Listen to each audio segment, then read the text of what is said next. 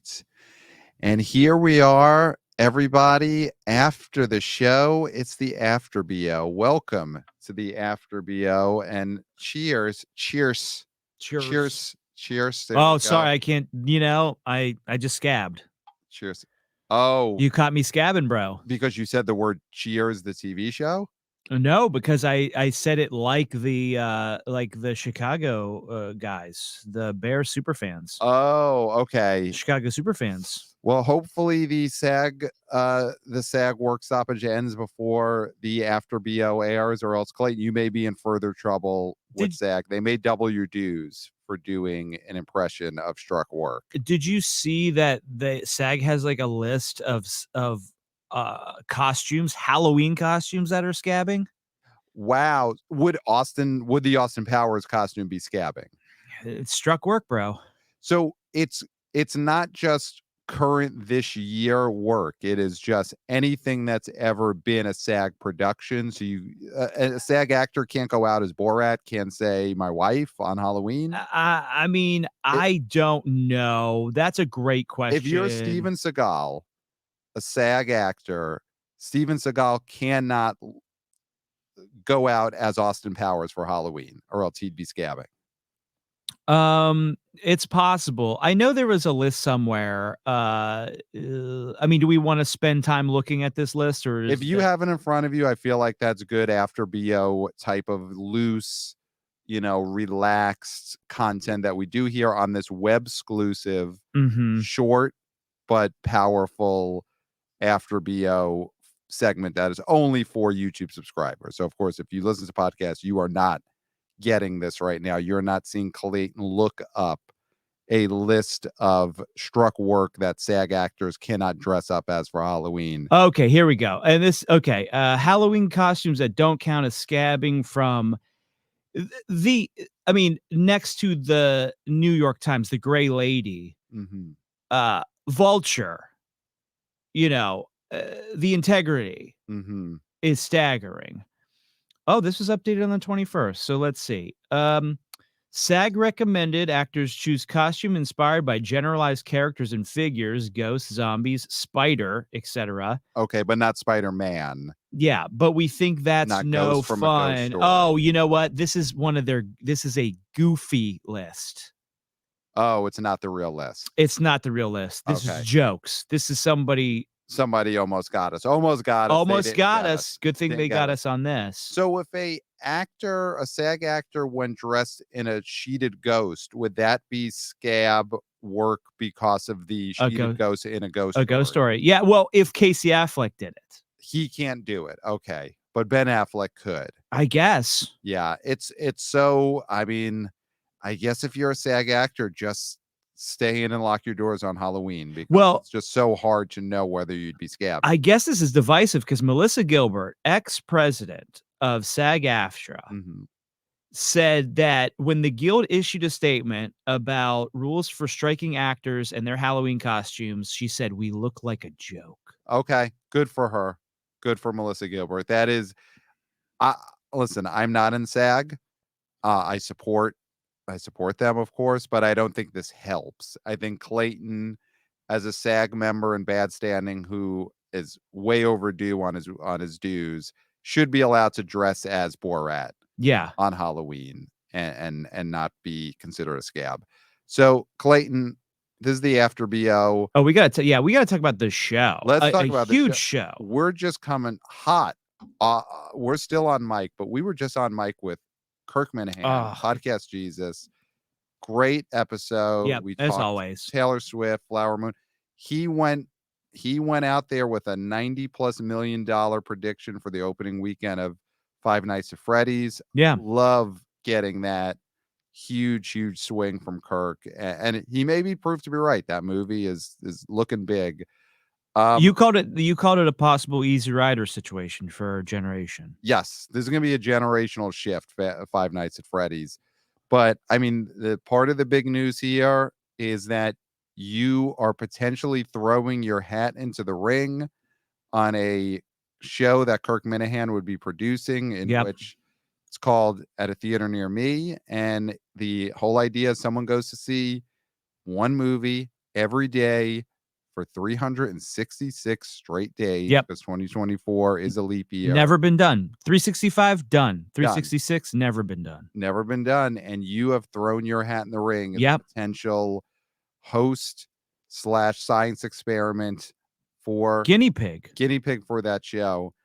Ballsy move on the show, but now as we sit here a few minutes removed from that, how are you feeling about possibly being the guinea pig who sees a year straight of movies every day, rain or shine, sickness or health? Yeah, you know, it's a vow. It's a sacred vow. Yeah.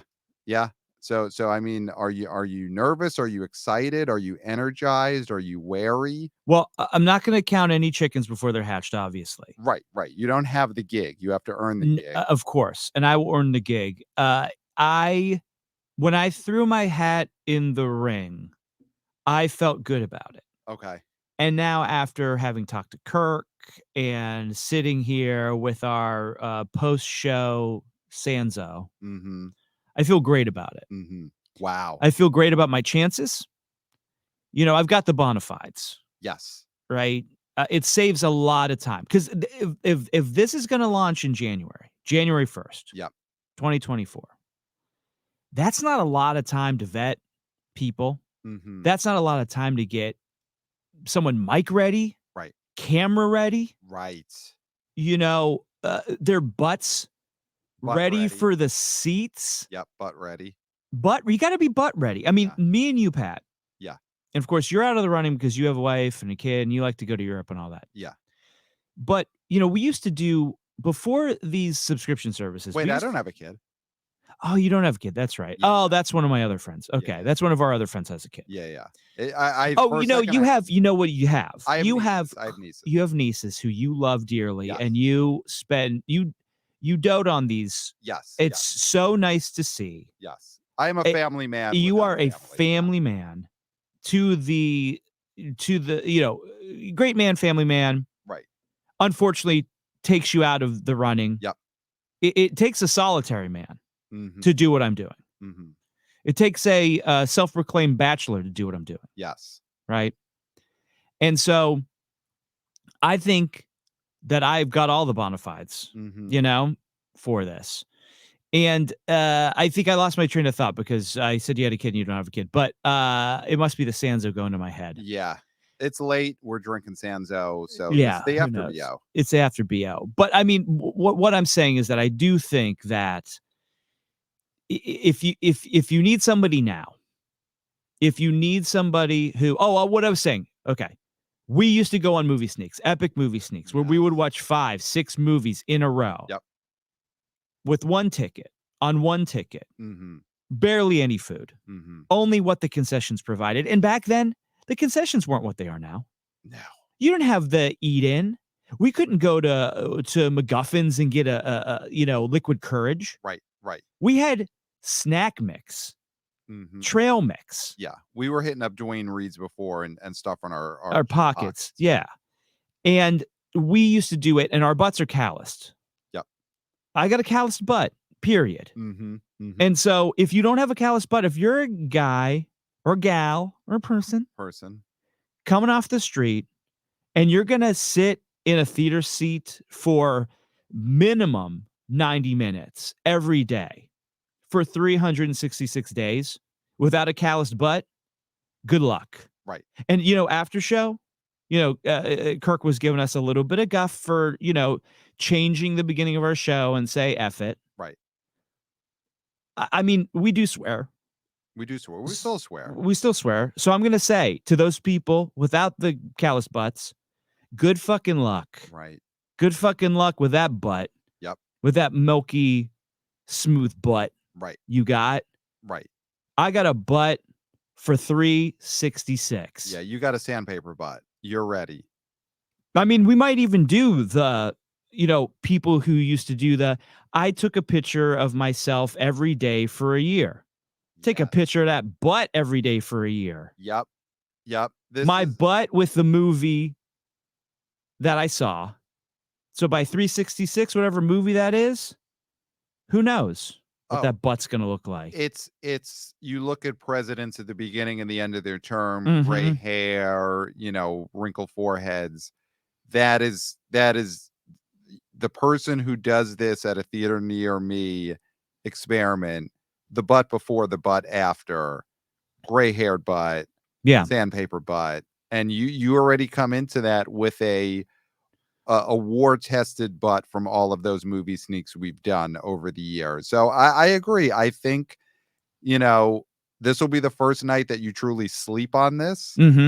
But I do think that if you wake up and you're still as energized as you are and your hat's in the ring, there's a good chance that this is happening, and it's very exciting. Very exciting. I think if this happens, it'll be very exciting to see just what it does to you physically, emotional, psychologically over the course of 2024. And it'll be documented on that show, of course, but also on the B.O. Boys, on the AfterB.O. So it'll be just many formats of getting to study and analyze the effects of this on you, Clayton, which is great. Again, great content, great for the show. Absolutely. So, and just another great episode with Kirk. So obviously at this point, if you're watching the show, you've already watched the episode on YouTube or listened to it on the podcast, and it was incredible. It's always great to mix it up with Podcast Jesus.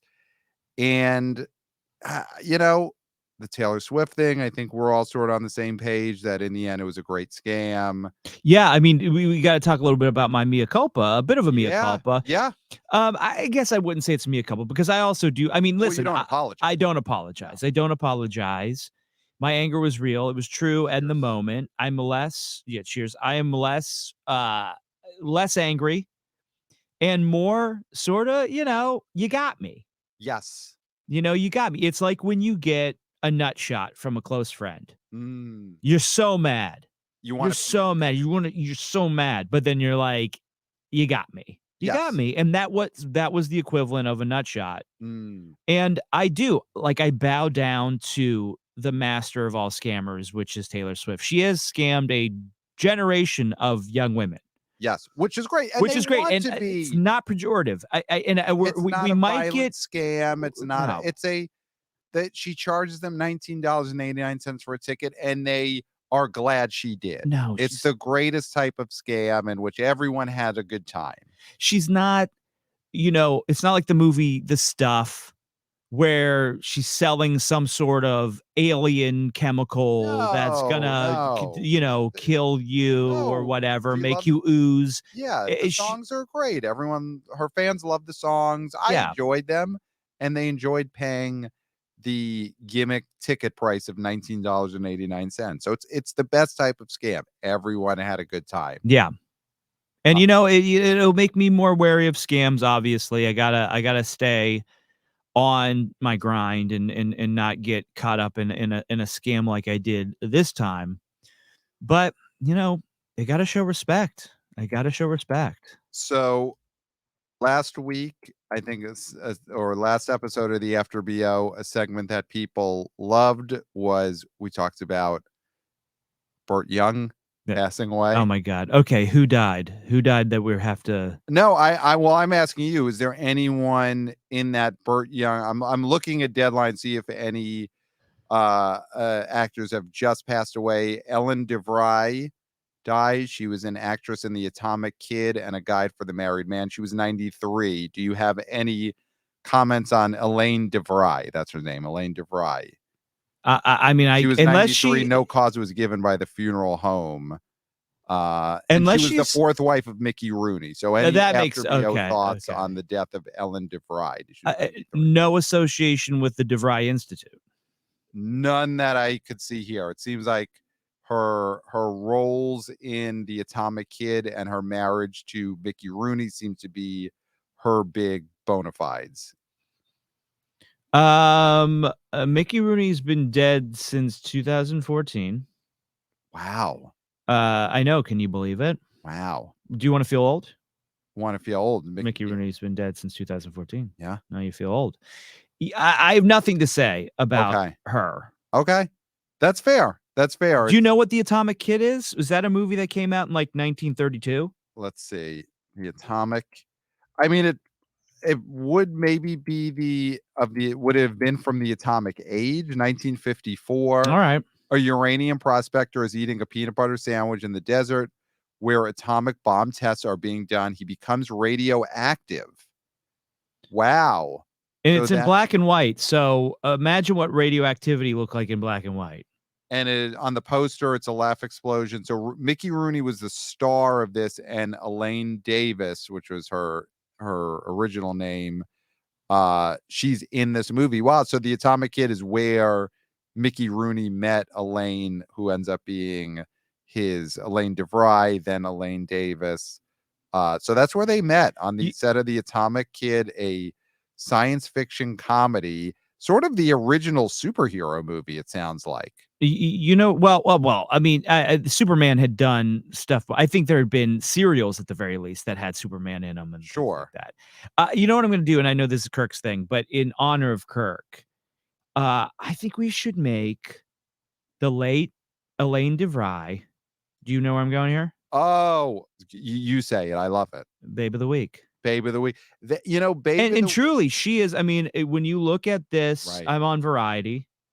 And I'm looking at a picture of this lovely woman. Yes. Handsome lady. Yeah. Yep. Yeah. Babe of the Week here on the Babe of the Week. Yeah. I love Elaine it. Devry. I love it. That's huge for Elaine Devry. And her family. Huge for her family, and huge for Mickey Rooney, that, he's been dead for 10 years, but at one point in his life, he was married to a B.O. Boys AfterB.O Babe of the Week. Yeah. Yeah. Also, fact on the 1954 movie, The Atomic Kid, this is the feature film showing in 1955 at the fictional town theater in the fictional Hill Valley in Back to the Future. Oh, cool. So, you know what? Wow. Huge R.I.P. to Elaine Davis, Elaine Devry. This Atomic Kid is a much bigger movie than I thought. Yeah. Now, okay, last thing, because we gotta go. We gotta go. We want to do this once in a while. Okay. We could do this very quick, because I actually have not seen the episode, but we watch SNL every weekend. Yes. Normally, I didn't get a chance to. We'll watch. We'll watch probably tonight or tomorrow. Yep. We are going to talk a little bit about the hosting job, and how well it has been pulled off, mostly by people who work in movies or have a burgeoning or current movie career, because that can do a lot for us in the sense of, does this person have it? Right. Who's the next box office star? Who's the next box office star? Right. Potential. And now, because the SAG strike, you're getting a lot of non-actors like Pete Davidson. And this weekend, wrestler. Yes. A pop superstar. Yes. That will probably be first, as much as we love his wrestling. But yeah, wrestler, pop superstar. Probably one of the biggest artists in the world. I mean, we talk about Taylor Swift, but Bad Bunny is gigundous. Yeah. Yeah. Bad Bunny did dual hosting and musical guests, which always shows, hey, there's something going on with this person. Yep. Because, Justin Timberlake did it. Garth Brooks did it. With as Chris Gaines. And did Chris Gaines host, or was he the musical guest? I can't remember. It was Garth Brooks host. Chris Gaines was the musical guest. I always forget. You saw this. Yes, I watched this episode this morning over breakfast with my wife. Bad Bunny, one of the stars of Bullet Train, is in a Amazon film that's getting a lot of critical acclaim. Cassandra, is it called? Okay. Because I think, let me double check on that. I know him from Bullet Train. I saw that film. So I watched this episode of SNL this morning. I thought he acquitted himself well. Obviously, as he says in the monologue, English is not his first language. They did a lot of gimmicking around him, had a film that was entirely in Spanish. Great. Got to speak Spanish through a lot of the sketches. They had Pedro Pascal. There was not a co-host, but someone who did some heavy lifting with him in the monologue and in had a great cast, had a great hosting, tenure himself. So overall, I thought, this is not a great episode of SNL, but I thought he did really well. He had a really good monologue, which is really important. He just came off as such a nice guy, but a star. And I think that was a big thing, is he made a joke about how he can't be humble because he's so great, and people were into it. It didn't come off the way Seagal wasn't able to make fun of himself in that infamous early 90s episode. Or Bronson Pinchot, who's also a person who had a very arrogant opening monologue, if you rewatch that. Yeah, I have rewatched the Bronson Pinchot SNL probably in the last 5 years, and I do think it was a joke that didn't work. Yeah. But I know what you mean. And that Bad Bunny did not come off that way. He came off as a star, got a lot of laughs, very loose. So he had a great monologue. I would say he had a good Please Don't Destroy film. Okay. He had I would say he did have a highlight. He had the Shrek base thing. He had another film that I do think is going to be the one that people pass around a lot, is a Columbus coming back to talk about what he found in the New World sketch. Nice. And that was entirely in Spanish, and I thought that played the best of anything on the show. And he did a sketch later at Pedro Pascal where they played aunties to a character bringing his girlfriend home. Oh, well, that was Pedro Pascal's big breakout character. Yeah, was his so they auntie. did the thing where basically Bad Bunny played another version of that character alongside of him. Love it. So overall, acquitted himself well. On the scale of bad hosting gigs that hurt your career, 2, I would say on the high end, The Rock in 2000, where a hosting gig made someone into a movie star overnight. Yeah. This was not The Rock level. Okay. This was not tomorrow he's getting offers to headline huge movies because of this. But I think he did very well. And I think Hollywood will say, good, stay on the path. He's a guy who could be in movies. He's a guy who could be a movie star. This helps him, but it's not The Rock in spring of 2000, where it was such a slam dunk, legendary hosting appeal. It's such a surprise. Yes. Yeah. That Amazon movie is Cassandro, by the way. I have not watched it, but I have seen the trailer for that, and it's wrestling based. So it's wrestling based, yes, in his wheelhouse. So yeah, I think that'll be something that'll continue on the AfterB.O, as we will chat a little about the most recent episodes of SNL. Also needed more Sarah Squirm. She didn't get a showcase yet. The burgeoning star. Talk about a possible movie star if there was still comedy films. If this was 1992, yes, Sarah Sherman is getting in theater movie star showcases. Yeah, for sure. Maybe she'll be the one to bring it back. Maybe. But yeah, if this is 1990, we're getting Penelope Spheres directed Sarah Sherman movies. Yep. But we'll see.